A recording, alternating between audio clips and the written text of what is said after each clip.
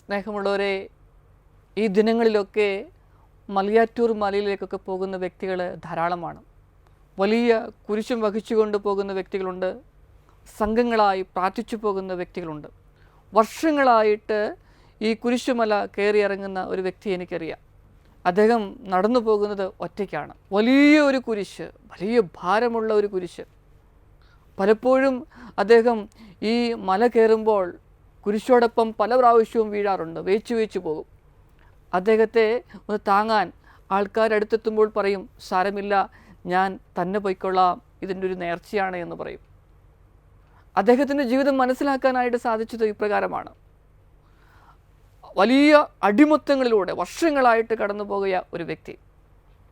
എന്നാൽ ദൈവം ഇടപെട്ടപ്പം അദ്ദേഹം ദൈവത്തിലേക്ക് കൂടുതൽ തിരിഞ്ഞു.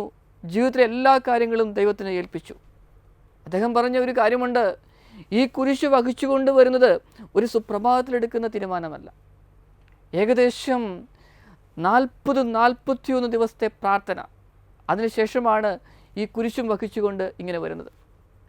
3-4 ദിനങ്ങൾ നടന്നാണ് ഈ കുരിശുമല കയറുന്നത്. പിന്നീടുള്ള 1-2 മാസം ഇതേ അരൂപിയിൽ ജീവിക്കുവാനായിട്ട് ഞാൻ ശ്രമിക്കുന്നു. എന്നാൽ ജീവിത സാഹചര്യങ്ങളിൽ വീണ്ടും വീണ്ടും ഞാൻ പഴയ ആധിപത്യങ്ങളിലേക്ക് പോകാറുണ്ട്.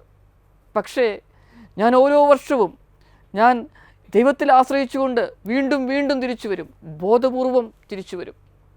പ്രിയപ്പെട്ടവരെ, ഒരു മനുഷ്യൻ അവൻ്റെ മനസ്സിനെ, അവൻ്റെ ആധിപത്യങ്ങളെ നിയന്ത്രിക്കുവാനായിട്ട് ശ്രമിക്കുകയാണ് ചെയ്യുന്നത്.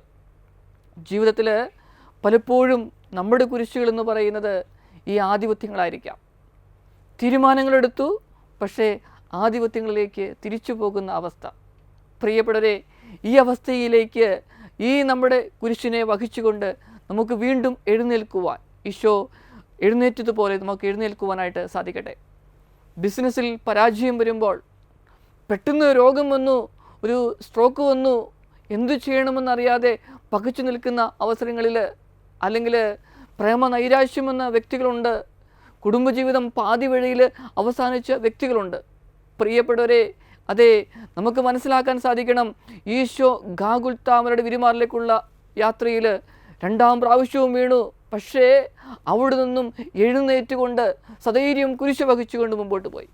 നമുക്ക് പ്രാർത്ഥിക്കാം, ദൈവമേ, ഈ കുരിശ് വഹിച്ചുകൊണ്ട് മുമ്പോട്ട് പോകുക, അതിനുള്ള ശക്തി അങ്ങയെപ്പോലെ ഞങ്ങൾക്കും പ്രദാനം ചെയ്യണമേ. ഈശോ മിശിഹായെ, ഞങ്ങൾ അങ്ങയെ കുമ്പിട്ടാരാധിക്കുന്നു.